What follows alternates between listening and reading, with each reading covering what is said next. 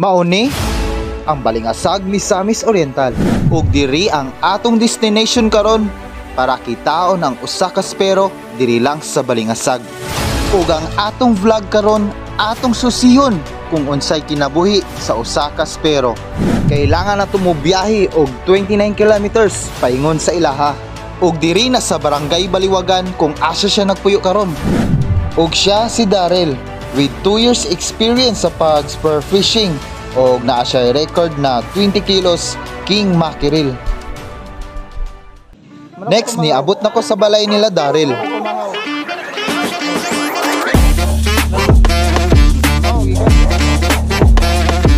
Sunod ang atong adtuan ang iyang spot sa Barangay Mandangwa.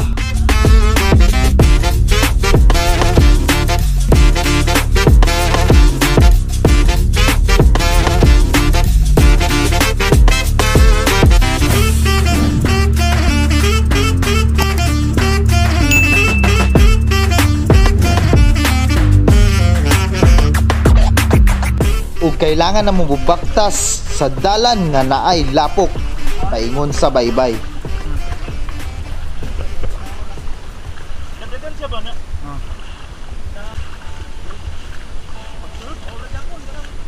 Dayon mo agi pamidani sa may gamay nga sapa.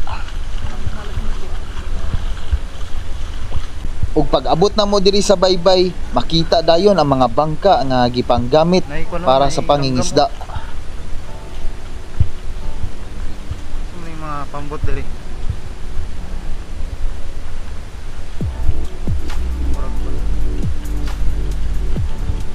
Muli? O guys, dako kaya mong pasalamat kay maayo ang ato ang panahon. Ug ingon nga diri guys, kini nga area puro pangpang, balasan ug wala kay makita nga pagang. Tangigi. Tapos diri guys, nindot kaayo ang view.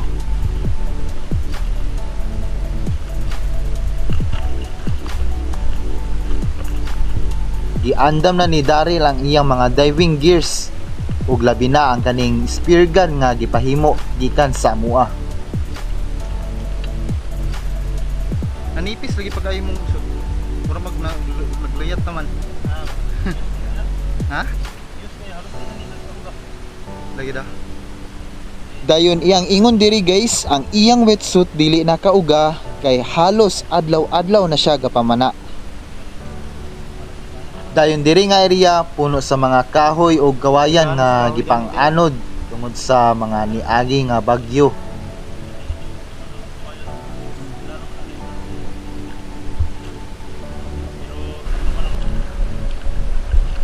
Bali imo ni karon nga vlog pre.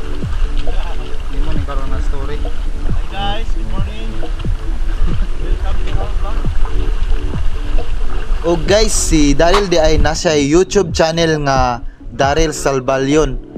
And guys, please support his YouTube channel. Ug karon guys, nagsugod na ni Daryl og dive. Ug mapansin ninyo guys, ang ato ang tubig medyo lubog. Pero kung mo adto na ka sa ilalom, tinaw na siya. So first dive ni Daryl and then siya naghawid sa to ang GoPro camera. So ang ingon ni Daryl diri guys, ang kalawom estimated mga 60 to 80 feet. Sa first drop pa lang ni Daryl, makita dayon ang mga School of Tree Valley.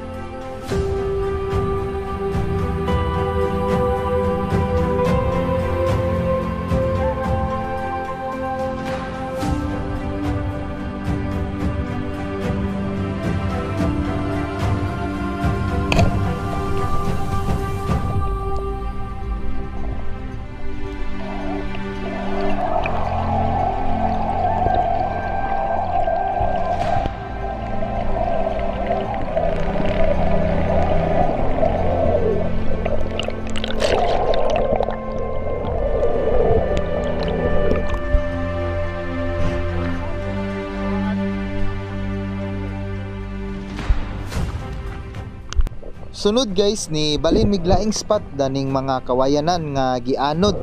And then nagsugod na ang kusog nga current pero gi-try gyapon ni Daryl og Salom. Ug sunod diya guys nagpakita na sad ang mga School of Tree Valley. Pero kani nga nag-school nga Tree Valley mga dagko unlike sa datong isa nga puro gagmay. Ug dani guys dili na siya muadto sa seabed kay kusog na kayo ang current.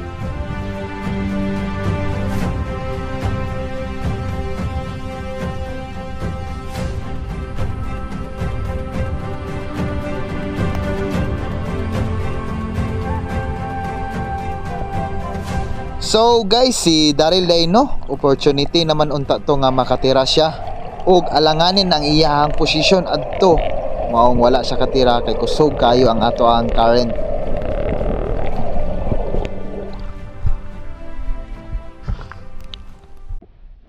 Next drop ni Daryl ug diri na guys nawala na ang kusog nga current ganina.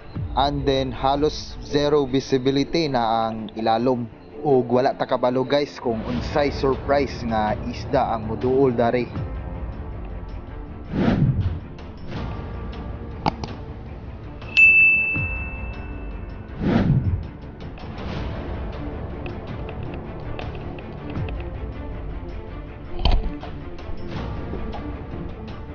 Ug dani guys kung mapansin ninyo ang iyahang line na binat maong na-miss shot siya dadto. Og ang hinungdan adto guys, iyan ang gibira ang iyang buya line.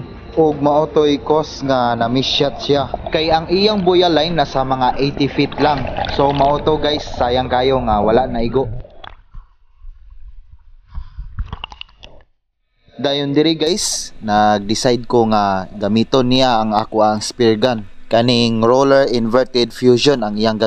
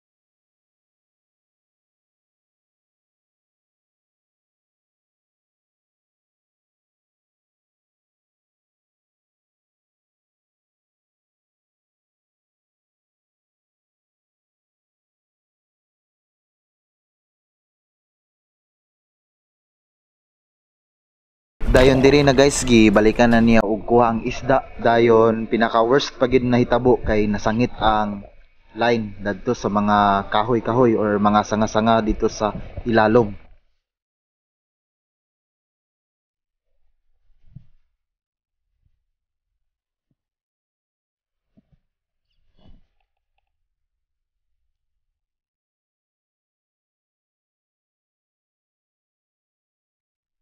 Dayon diri na guys, naglisod na si Daryl og tangtang sa line aning mga sanga-sanga.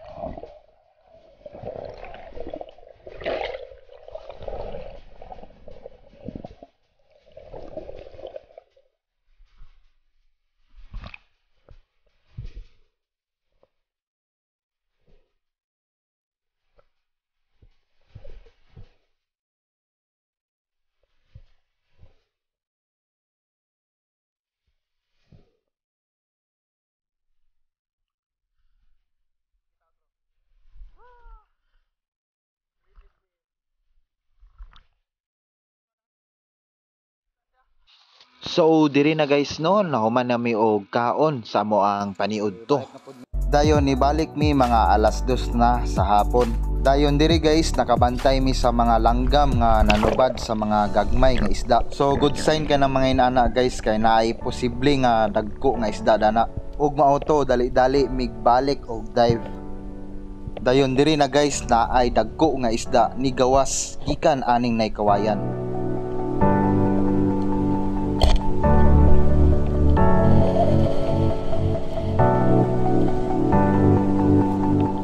So guys, good shot kayo ang pagkaigo dadto guys. Bisag wala kay siya na fatal pero makuha gyapon to.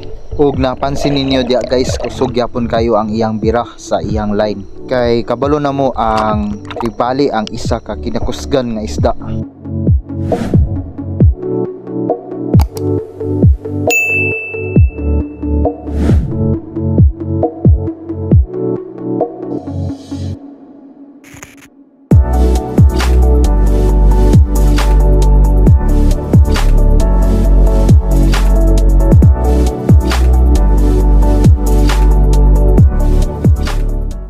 So guys, same spot gyapon ang gisalom ni Darrell. And then mao gyapon nga isda ang nigawas gikan aning nay kawayan.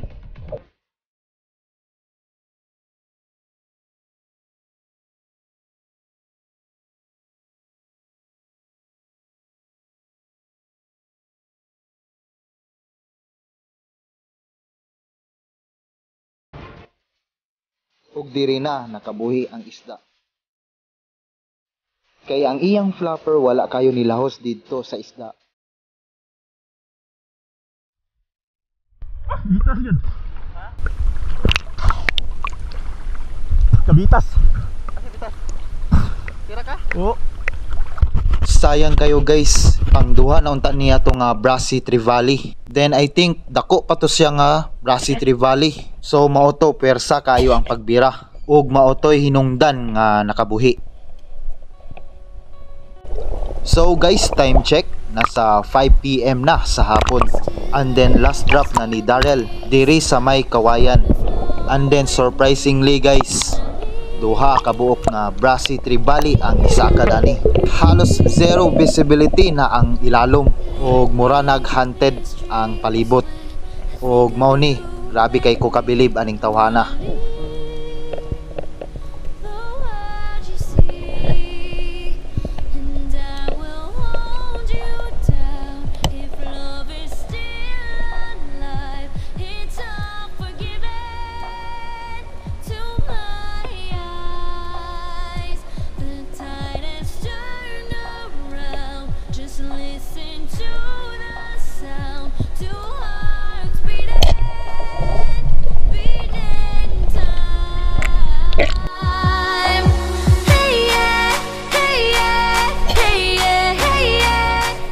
Try daw si Kansat bro. Dayon diri na guys, ingon si Darrell nga kailangan i-second shot ang isda. So maotong ni dive ko para i-second shot.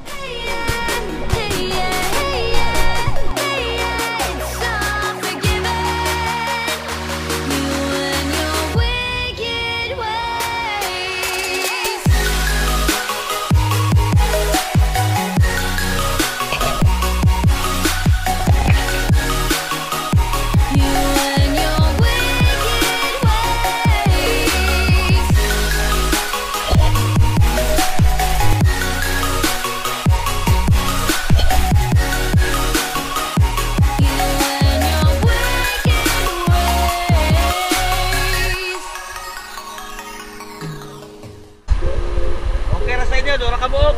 Wala na lali.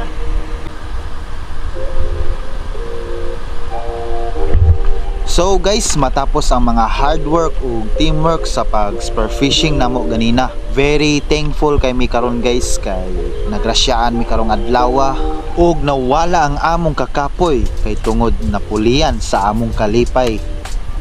So this is it guys, ang nakuha namo duha ka Brassy Trevally for this afternoon dive. Bye-bye. Bye-bye. And then guys, pauli namin ni Darrell sa ilahang balay. O kailangan pa nila i-contact ang mga mupalit ani nga isda. Dayon ang uban among kilawon og sabahon para unya sa panihapon.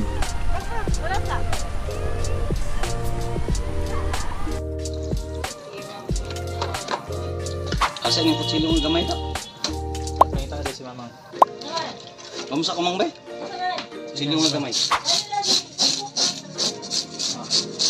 Dito kay gamit ba? Oo, wait. Dukdukay rin ako may kulang. Digusyo. Dukdukay rin kulang ako, pre. Sundang. Kani nga ni ba? Ambot sabi ko. Nano tugdukan man. Pagkuan? Subutan? ba? Ah. Di makina na pohon. Ha? Di makina na pohon. Pagtabas. So, muna yung panginabuhan ni Daryl. Imbis. Mahina na dahil ng mga suki.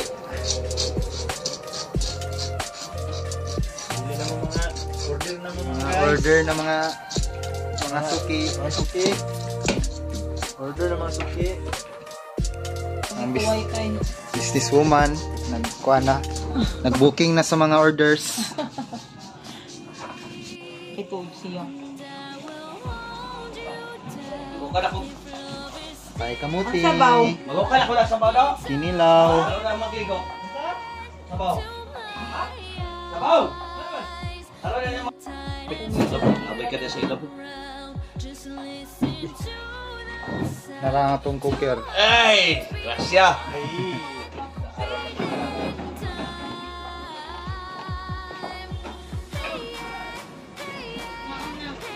Ano na? Ano si Daryl? Alright!